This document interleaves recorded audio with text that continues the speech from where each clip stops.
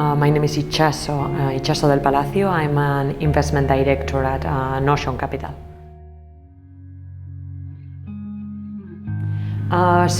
Notion Capital is a fund based in the UK. We started investing 10 years ago. We are focused on Series A rounds of SaaS companies, many of them selling to enterprise customers. We have companies in the portfolio like GoCardless, Unbabel, Currency Cloud, or Tradeshift that you might know because it is right now at a valuation of over 1.5 billion.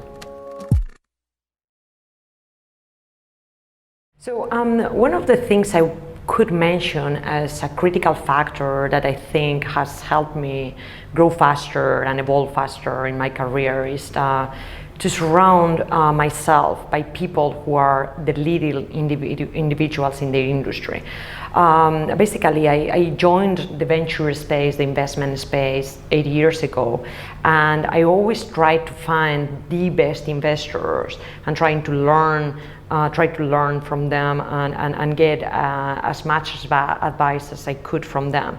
And that's in fact one of the reasons I joined Notion. So the founders at Notion, the founding partners, are serial entrepreneurs. Their last company called Message Labs was an email security company. And they built it from zero revenue to 150 million in revenue between 2002 and 2008.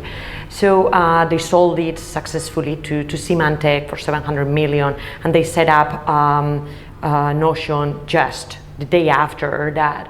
So the fact of working with serial entrepreneurs who know how to build companies, they understand the operations, and I can learn from them in terms of helping the companies growing faster was a critical factor for me to join the company.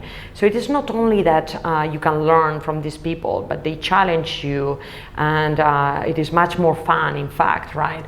And I would like to mention, in fact, that one of these people was one of the first mentors that I had in my career. And he's from Barcelona, in fact, because I did my master's in engineering here at the UPC, at the Technical University here, right?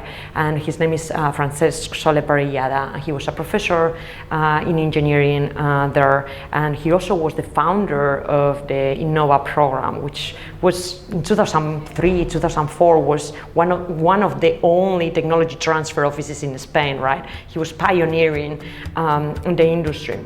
So he gave me the opportunity to work with him, to learn about how were they doing a technology transfer, and to even push me to learn from other universities like Stanford and Berkeley, and I moved to Silicon Valley afterwards because he was the one trying to get all this information and who supported me on that, right? And through that, I found my second mentor, in fact, at Berkeley, who's Jerry Engel. Is this professor in entrepreneurship too, who also gave me the opportunity. He was the one doing analysis and studies on entrepreneurial ecosystems. And he also gave me the opportunity to work with him on research in the space. We published a couple of papers, a chapter of a book, and I learned so much from him that I was able to get my PhD and get my first job opportunity at the best university in London, Imperial College, when I moved there.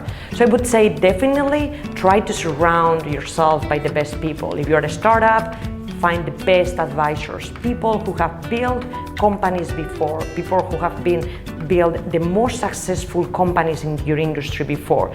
Look at who are the best people in the world, not who you know, but rather who can you learn from in order to grow faster, right? Those are going to be the game changers for you. So I tend to think of challenges as opportunities, right? If I think I'm in the venture space, and I think many of the people who are around me, they feel lucky to be in an industry where we work with the most ambitious people who want to change the world, want to build new things. And in that sense, I can see there are many opportunities. The European ecosystem has evolved a lot over the last couple of years.